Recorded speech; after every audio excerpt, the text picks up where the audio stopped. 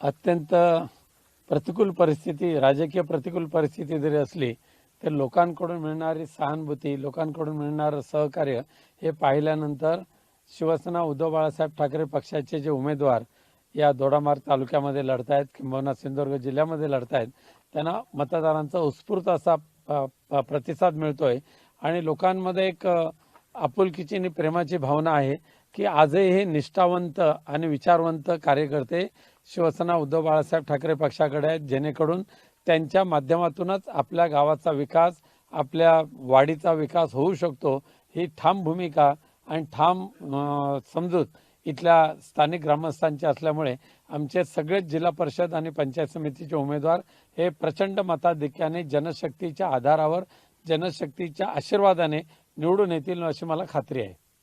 भाई, पुन्हा एकदा या जिल्हा परिषद पंचायत समिती निवडणुकीच्या माध्यमातून आपण थेट मतदारांपर्यंत पोहोचताय, तुमच्या तळागाळातील गावातील कार्यकर्त्यांपर्यंत पोहोचताय, संवाद साधतात आपण, काय त्यांच्या भावना?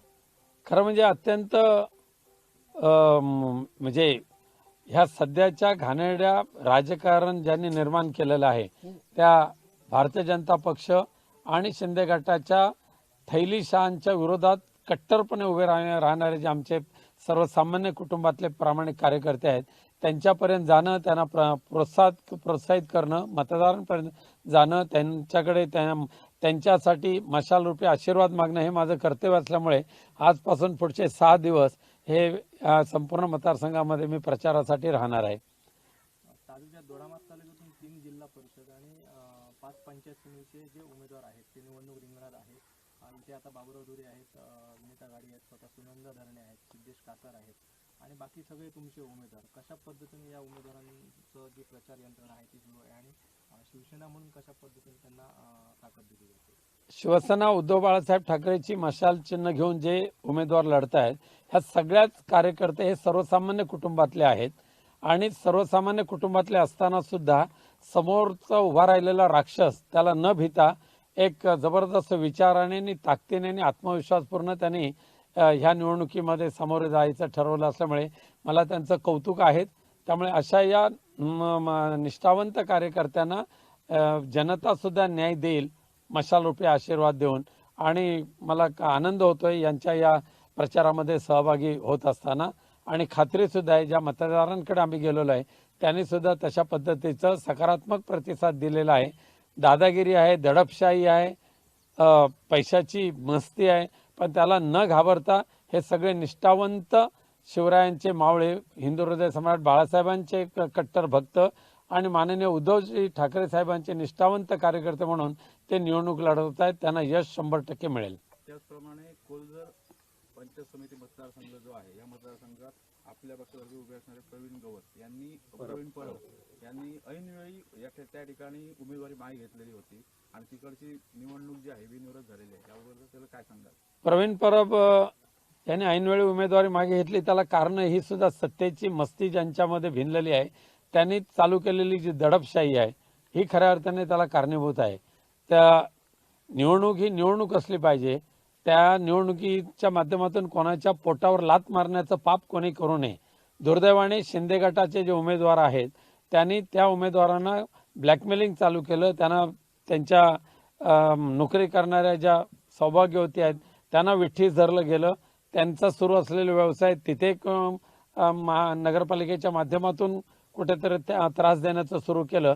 त्यामुळे अशा पद्धतीने मानसिकरित्या टॉर्चरिंग करून काही जणांना केलं की बिचारे बळी पडतात आणि त्याच्यातूनच प्रवीण परबना माघारी जावं लागलं. परंतु प्रवीण परब यांनी माघार जरी घेतली तरी ते इतर पक्षाला विकले गेलेले नाही आहेत, ते आपल्या कट्टर शिवसैनिकच आहेत आणि आपल्या जिल्हा परिषदेच्या उमेदवाराला ते नक्की मशाल रूपी आशीर्वाद देतील. नेते राऊतसाहेब आज दोडामार्गात आपल्या उमेदवारांच्या प्रचारार्थ तुमच्यासहित मैदानात उतरलेले आहेत. जी शिवसैनिकांमध्ये एक ताकद येण्याची, ऊर्जा येण्याची जी प्रक्रिया आहे ती या निमित्ताने सुरू झाली आहे, काय सांगणार? दोडामार्ग तालुक्यामध्ये महाविकास आघाडी एकत्रितपणे ही निवडणूक लढवत आहे, पूर्ण ताकदीनं लढवत आहे. प्रस्थापित जे राजकारणी लोक आहेत, कालच्या निवडणुकीमध्ये सर्व काही आपण बघितलेलं आहे. की अनेक त्यांना आश्वासनं दिली जातात, मात्र त्या ठिकाणी निवडणूक आल्यानंतर पानं पुसली जातात. त्यामुळे प्रचंड अशी ताकद आज मतदारांची खऱ्या अर्थानं मशालरूपी ह्या ठिकाणी उमेदवारांच्या पाठीशी आहे. आज जर आपण ह्या ठिकाणी बघितलं तर एकाच बोर्दे गावामध्ये एवढी फार मोठी ताकद आहे आणि प्रत्येक गावामध्ये ज्यावेळी आम्ही प्रचारासाठी फिरत असतो त्यांनी स्थानिकांनी सांगितलेलं आहे की आज परिवर्तनाशिवाय पर्याय नाही.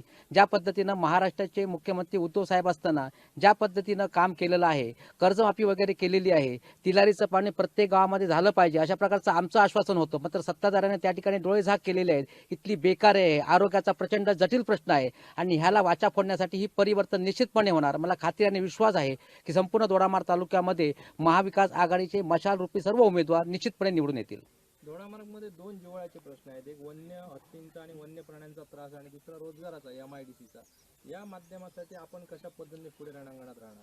महाराष्ट्राचे ज्यावेळी उद्योग मंत्री सन्माननीय सुभाषराव देसाई होते त्यावेळी प्रचंड अशी त्या ठिकाणी डेव्हलपमेंट करण्याचं काम खऱ्या अर्थानं युती सरकारनं त्यावेळी केलेलं होतं आडाळीमध्ये. आणि एवढं काम केलेलं होतं की त्या ठिकाणी जे स्ट्रक्चर होतं ते उभं केलं. तदनंतरच्या काळामध्ये ज्यावेळी उद्धव साहेब सत्तेतून पाय उतार झाल्यानंतर एकही इंच त्या ठिकाणी कुठच्याही प्रकारचं काम, एकही रुपयाचं काम त्या ठिकाणी खऱ्या अर्थानं झालेलं नाही. आणि ह्याही युवकांना माहिती आहे. 100 रोजगारांचं त्या ठिकाणी पायाभरणी करण्याचं सुद्धा त्या ठिकाणी काम ह्या सरकारनं केलं. मात्र एकही रोजगार त्या ठिकाणी आलेला नाही. घोर अशी फसवणूक ह्या ठिकाणी सध्याच्या सरकारनं केलेली आहे. त्यामुळे प्रचंड संताप इथल्या बेकार युवकांमध्ये आहे आणि हा संताप तुम्हाला निश्चितपणे येणाऱ्या निवडणुकीमध्ये दिसेल. नक्कीच त्यावेळी तुम्ही सुद्धा सत्तेचे वाटेकरी होता, पण आता येणाऱ्या काळामध्ये आपण विरोधक म्हणून हे प्रश्न सुटण्यासाठी कशी भूमिका घेणार?